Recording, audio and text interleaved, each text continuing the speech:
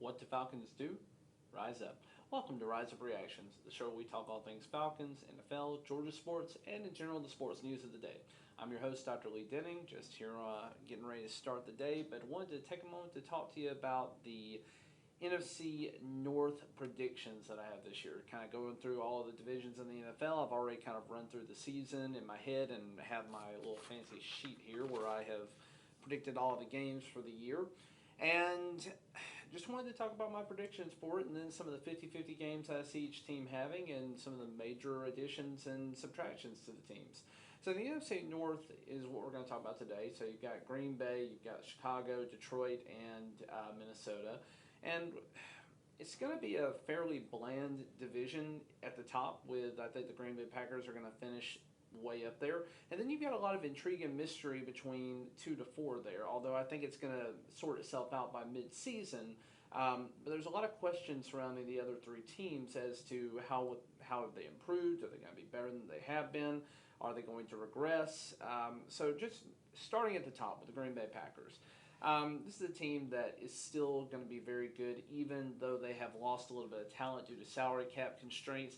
They did re-sign Aaron Rodgers to what this year is a fairly team-friendly deal for someone of his caliber, but then they're going to owe him a buttload of money for the next 2 years after that if he doesn't retire.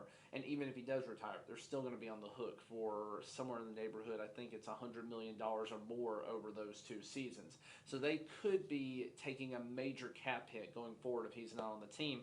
They'll take a major cap hit anyway, even if he is on the team.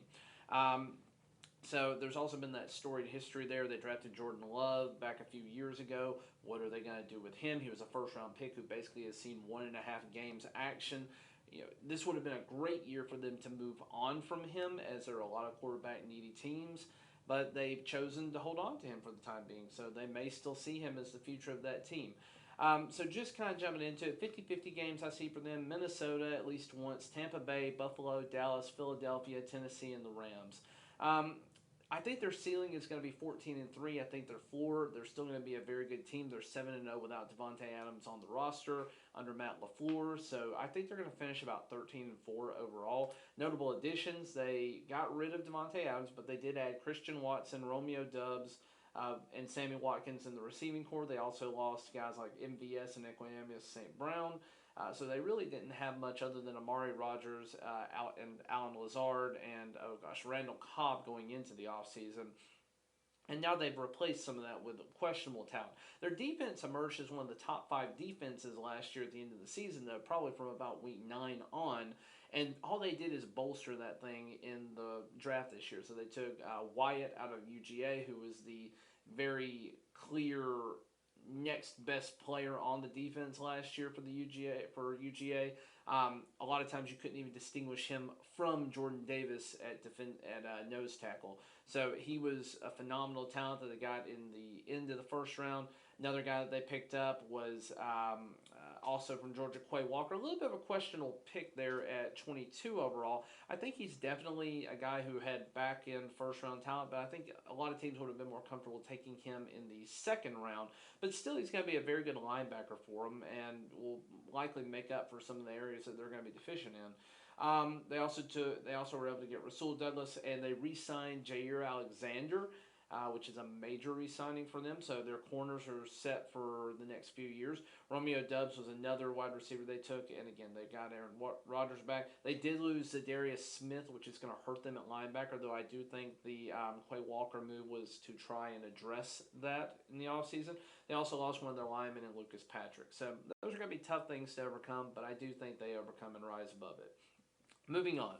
The next team I want to talk about is the Bears. The Bears are probably going to be the weakest team in the division, if I had to guess. That's been Detroit for the last few years. You could almost count on Detroit having a top 5 pick for the last 3 seasons.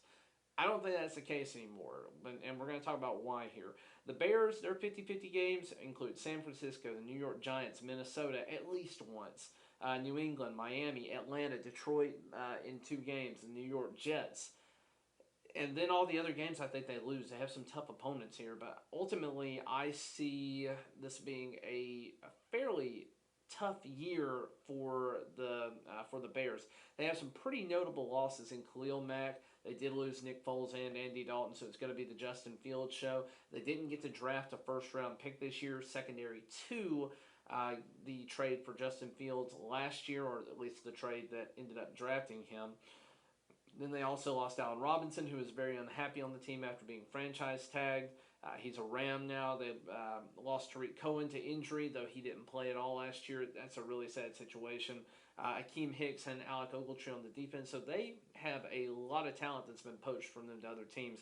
To make up for it, they've added Dante Pettis, Equinemius St. Brown, Tavon Young, Byron Pringle, Nick Morrow, Lucas Patrick, and they drafted Kyler Gordon, Jaquan Brisker, Velus Jones Jr., and then literally a ton of linemen from the fourth round on to try and make up for some of their deficits there. We'll see what happens. They have a new coach at this point, and Matt Eberflus, I don't know how to say his name, but he was a defensive coordinator in Indianapolis for the last 3 years. But again, not really an offensive-minded coach, so I don't know if Justin Fields is really going to take that step forward. Anything's got to be better than Matt Nagy at this point, but again, I don't know if he's going to be able to really develop where I do think the talent is there for Justin. His wide receiving core is going to be much worse than it was last year, but we'll see what happens. They still have Darnell Mooney, and they still have guys like Roquan Smith anchoring the defense. So again, their ceiling I think is probably 9-8. Their floor is probably 4-13, and then I predict, just based on how the schedule went, they're going to go 5-12. I don't think it's going to be a good year. I think they're going to be picking in the top 10 this coming season, likely looking to get a top wide receiver or something that can help bolster their offense all around. So not a great year for the Bears. Moving on. As one of my favorite YouTubers, Tom Grosky, calls them, the purple incarnations of Satan, the Minnesota Vikings. This is an interesting team. They finished 8-9 last year, though their talent was certainly good enough to finish better than that.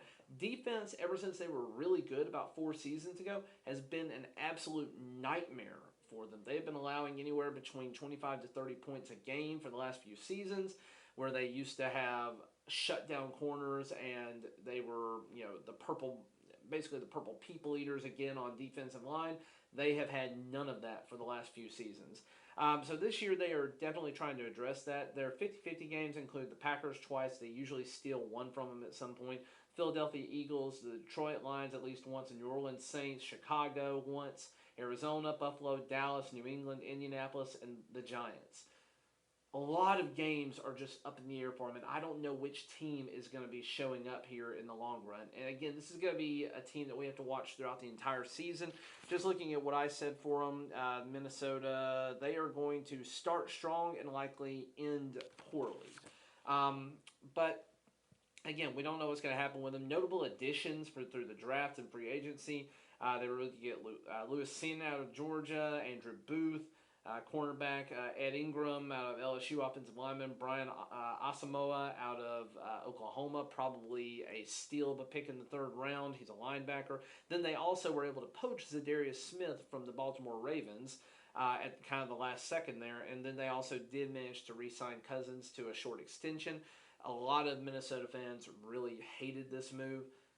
I don't know who you thought was going to be better, though. I would probably rather have Kirk Cousins than any of the free agents who were available at that time. Baker Mayfield is the only guy that I think is kind of comparable. He would be younger and a guy you could build around for the future. But again, I don't know that that would be the best fit for Baker either. So Kirk Cousins is a top 15 quarterback from a statistical standpoint, somewhere maybe even top 12.